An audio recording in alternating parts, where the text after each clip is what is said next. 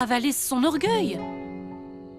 Ne rate pas la possibilité d'un rapprochement entre ton père et toi, Elisa, c'est important. Je ne sais pas.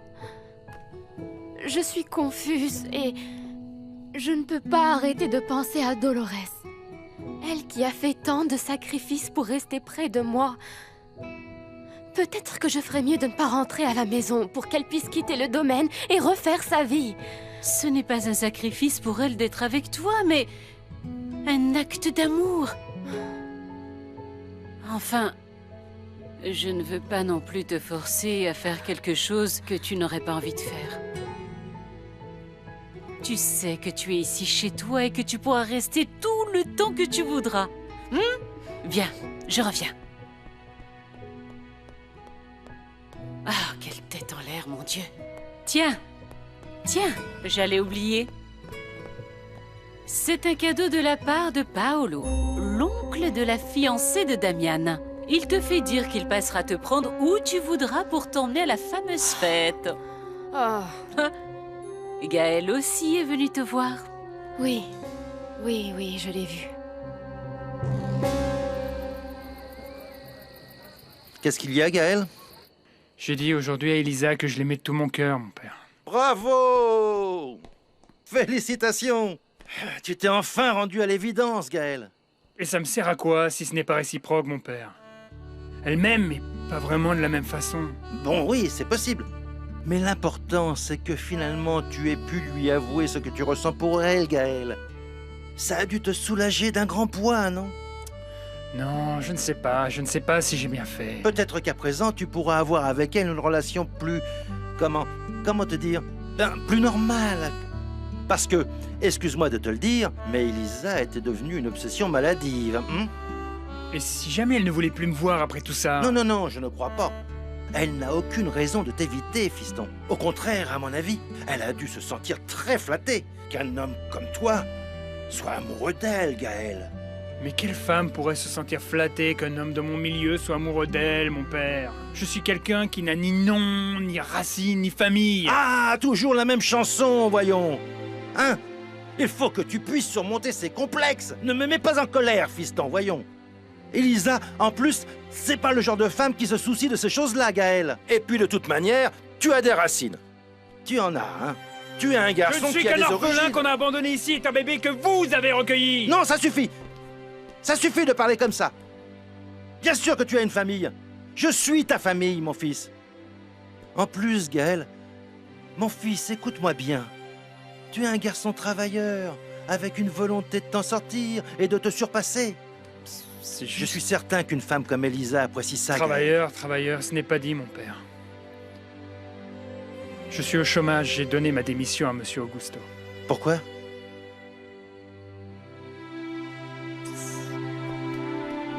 Ça n'a pas d'importance, tout ça.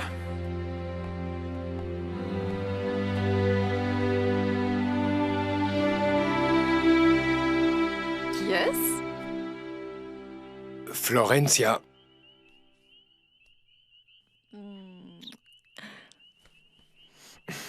Qu'est-ce qu'il y a? Rien, il n'y a rien. C'est juste que quelqu'un peut nous voir. Et alors, quel est le problème? Je veux dire, après tout, on est fiancés? On s'aime? On est sur le point de se marier, non? Quel est le problème qu'on montre combien on s'aime tous les deux? Bah oui, je te dis qu'il n'y a aucun problème. C'est juste que... Non... Chut, chut, chut. Rien du tout. Ce ne serait pas la première fois que mon père nous voit nous embrasser. Tu te souviens? Tu te souviens de la fois où mon oncle a failli nous surprendre? Tu te souviens? Oui, je m'en souviens parfaitement, Florencia, mais là, c'est différent. Ma mère n'est pas aussi ouverte que ta famille et elle est beaucoup plus conservatrice. Cet endroit te transforme, Damian. Je crois qu'il faudra qu'on parte dès que la fête sera finie. Il n'y a aucune urgence. Il n'y a aucune urgence? Non. Je dois organiser le mariage, ce qui signifie pas mal de travail. Tu es sur le point de commencer à travailler, et moi, je veux commencer un rythme de vie normal. Eh bien, oui. Peut-être que tu as raison. Viens. Florencia, il est tard. Rentrons à la maison.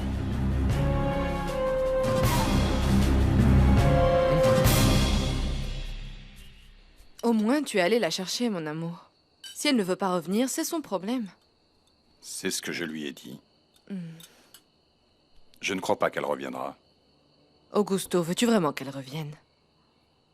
Parce que ça pourrait être l'occasion de, tu vois, t'écarter de tes obligations envers elle. Non.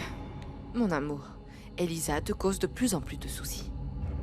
Il y a longtemps, tu m'avais raconté qu'indépendamment qu'elle ne soit pas ma fille, elle devait rester ici. Parce qu'elle est la fille de Stéphania et du même coup ta nièce. Bien sûr, je le pense toujours. Mais je ne trouve pas ça bien. Elle ne peut pas continuer à vivre ici si tu ne le veux pas. Bonsoir. Elisa. Je suis contente que tu sois là. Viens ici. Merci. Est-ce que tu as dîné? Non. Alors assieds-toi.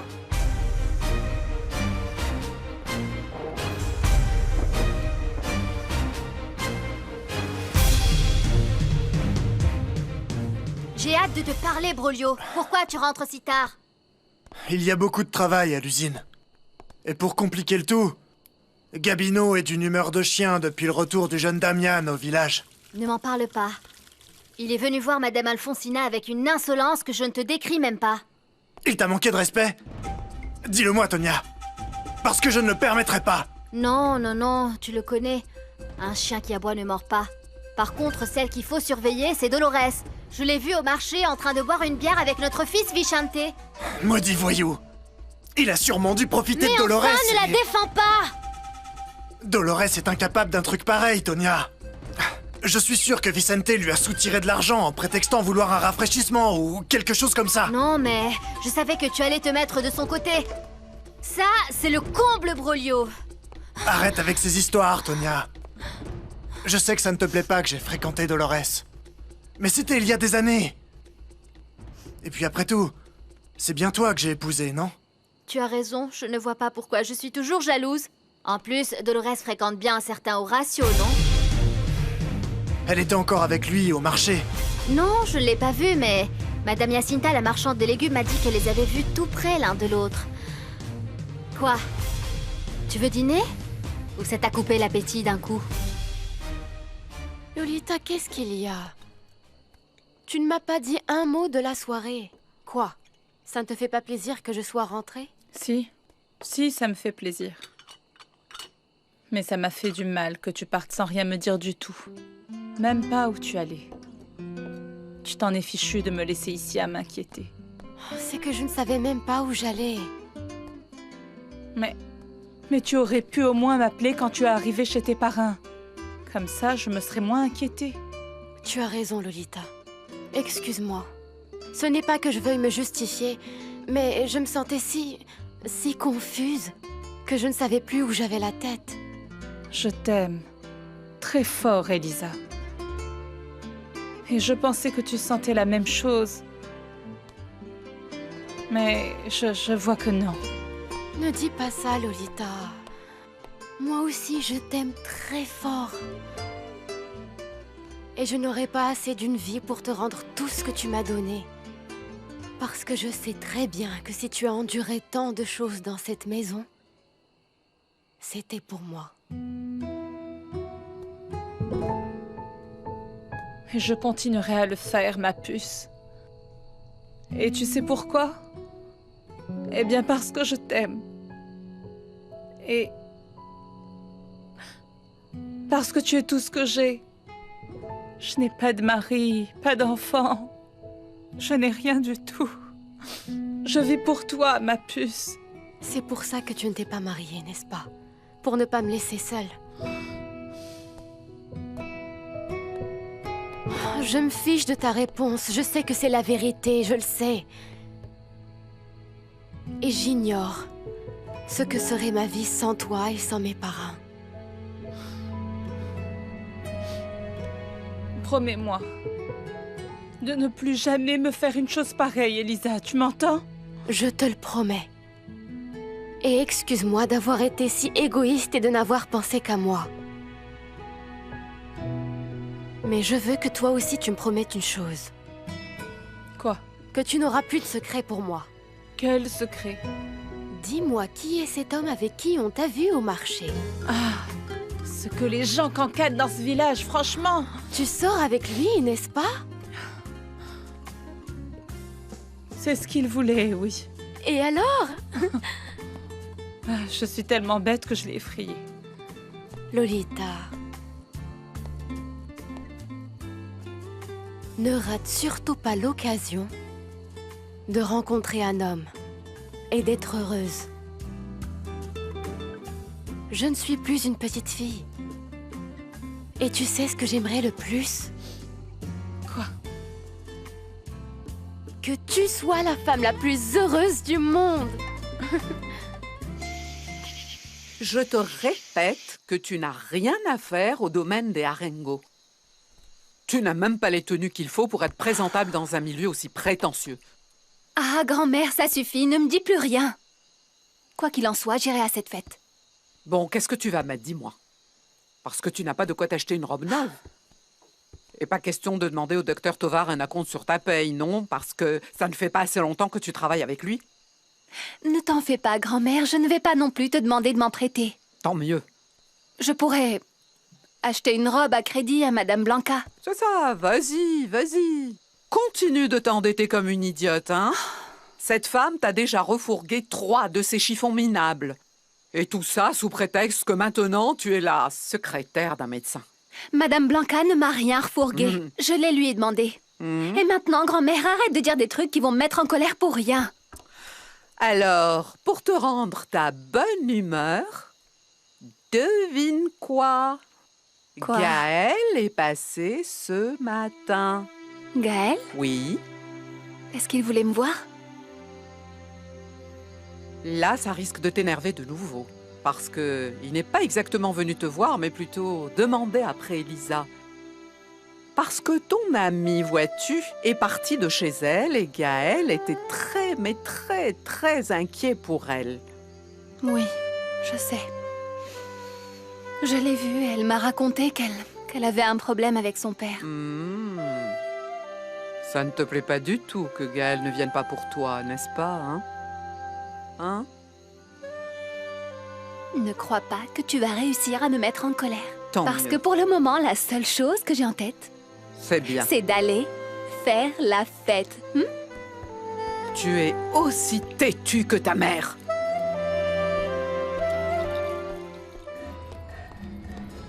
Allez, Lan.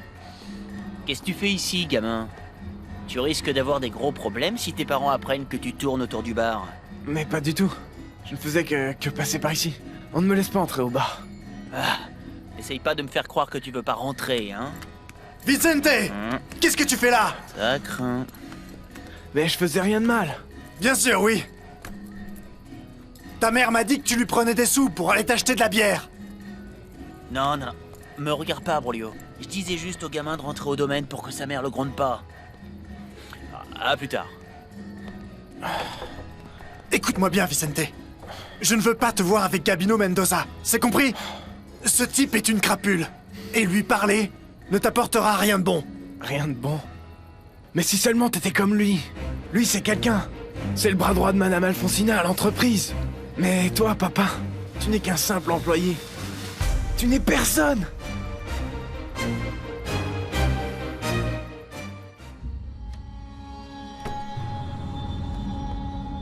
Alors ça va mieux, maintenant qu'Elisa est revenue? Oui. Tant mieux. Ça me fait plaisir. Je suis juste venue te dire, enfin te rappeler que demain, je vais chez le docteur Tovar, je vais savoir pour mes examens. Tu veux que je t'accompagne? Non, non. Merci. Ce n'est vraiment pas la peine. Tu sais que je n'ai jamais aimé que tu m'accompagnes chez le médecin. En plus, tu es occupée, tu travailles et... Ça a toujours été le cas, même enceinte, tu te souviens? J'ai toujours pensé que si notre bébé n'était pas mort, les choses auraient été totalement différentes entre nous. Ça aurait sans doute été plus agréable. Mais bon, peut-être que c'était mieux comme ça. si jamais j'avais quelque chose de grave et que je devais mourir, je n'aurais pas aimé que notre fils reste sans sa mère comme c'est arrivé à Elisa. Je crois que c'est mieux comme ça, non? Je crois qu'Elisa, toi et moi, devrions faire un dernier effort pour former une famille plus ou moins normale. Vraiment?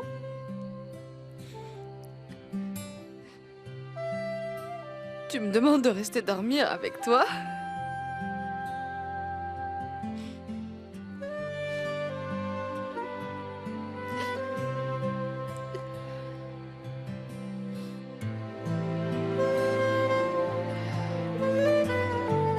Faites attention à la disposition des tables, messieurs. N'oubliez pas de laisser un espace pour la piste de danse aussi. Bonjour, maman. Ah, mon chéri. C'est bon de te voir. Je suis contente que tu te lèves tôt. Je veux te poser une question. Est-ce que tu as déjà la bague de fiançailles pour Florencia? Non, je pensais l'acheter à Mexico. Mais enfin, quel genre de fiancé es-tu? Damian. Ah, tu es comme ton père. Maman. Toujours aussi peu prévenant. Mais ne t'en fais pas, chérie. J'ai déjà trouvé la solution. Ah oui, Regarde. maman? Tiens. Non, non, non, Prends. non, sûrement pas. Maman, c'est la bague que t'as donnée papa. Je ne peux pas l'accepter. Accepte-la, chérie. Je te la donne de tout mon cœur pour que tu l'offres pendant la fête à ta chère fiancée. Bon, d'accord. Merci beaucoup. En plus, j'ai un autre cadeau pour toi. Un autre cadeau? Viens, viens avec moi. Accompagne-moi, Ah, chérie. maman. Allez, maman, dis-moi ce que c'est. C'est une surprise, tu vas voir, ça va te plaire. Qu'est-ce que tu en dis? Non, non. Maman. Merci beaucoup, maman. Il a sûrement dû te coûter très cher. Ah, peu importe. S'agissant de mon fils, rien n'est jamais assez. Et ce n'est qu'une toute petite partie de mon cadeau de mariage. Peut-être qu'en ayant un cheval ici, tu auras plus souvent envie de venir me voir. Avec ou sans cheval, je reviendrai te voir et tu le sais. Après, quand tu auras un enfant, on pourra en acheter un autre. Pour que tu puisses monter avec lui comme tu le faisais avec ton père. Tu te souviens? Oui, je me souviens parfaitement. Quand est-ce que tu pars à Mexico? Je ne sais pas. J'en ai parlé avec Florencia et il me semble qu'on va partir après la fête. Dimanche ou lundi. Maman, merci, merci pour le cadeau. D'ailleurs, je crois que je vais le monter tout de suite. Dis, je croyais que tu attendrais Florencia pour aller vous balader ensemble. Quand la camionnette est tombée en panne et que Florencia a dû monter à cheval pour rentrer au village, elle a juré que plus jamais personne pourrait l'y reprendre. Non, non, non, non, non, tu ne peux tout de même pas monter dans cette tenue. Non. Va dans ta chambre. Il y a un autre cadeau très spécial pour toi. Maman.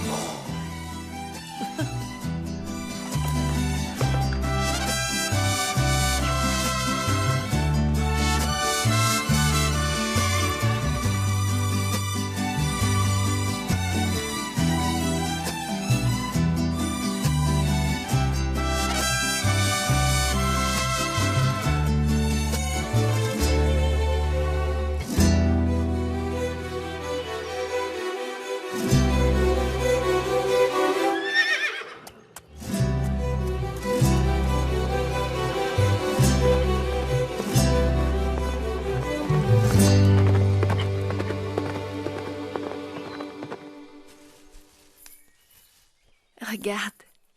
C'est Madame Blanca qui l'a faite. Elle est belle, hein? Oh, elle a tout juste terminé hier. Elle est belle. Oh, je ne savais pas qu'elle était pour toi. Non, elle n'est pas pour moi. Elle me l'a juste prêtée pour aller à la fête de Damian. Il faut vraiment que j'y fasse très attention. Tu sais bien que je n'ai pas de robe aussi belle que celle-ci. Enfin, pour aller là-bas, au domaine des Arango. Oh, je suis bien contente de ne pas y aller. Je n'ai pas non plus de robe pour ce genre de fête. Ah, Elisa, si tu voulais, tu sais bien que Madame Blanca t'offrirait n'importe quelle robe. En plus, tu dois y aller, Elisa. Ce sont les fiançailles de Damian. Et c'est un de tes meilleurs amis. Non, non, non, non, non, non, je ne suis pas d'humeur festive. Bon, eh bien moi, je ne la louperai pour rien au monde. Et puis, à ton avis, avec de la chance, je convainc Gaël de venir avec moi. Hier, il te cherchait, non? Oui, je lui ai parlé hier. Ah oui? Et qu'est-ce qu'il a dit? Rien de spécial. Il était pourtant pressé de te voir, non? Ah, Paloma... Toi et moi, on est amis. Et on ne s'est jamais rien caché, jamais. Alors Gaël t'a dit qu'il t'aimait, c'est ça? Tu vois bien que ce n'était pas que mon imagination, Elisa. Et ce n'est pas non plus mon imagination que... que tu es beaucoup plus belle que moi. Que jamais je ne ferai le poids devant toi. Ne dis pas de bêtises, Paloma. Je ne suis mieux que personne. En plus, tu sais bien que ce n'est pas réciproque avec Gaël. Et c'est ce que je lui ai dit. Et pourquoi pas? Il n'est pas assez bien ou quoi? Ah, bien sûr que non. Eh bien alors, ne va pas me dire maintenant que tu l'aimes comme un frère et que... Si. Et je te le répète, oui. Parce que c'est la vérité. Paloma... Il faut absolument que je te dise. Qu'est-ce qu'il y a, Elisa? Qu'est-ce qui t'arrive? Je dois t'avouer quelque chose. Qu'est-ce qu'il y a? Il faut que je le dise à quelqu'un parce qu'autrement, je sens que je vais devenir folle.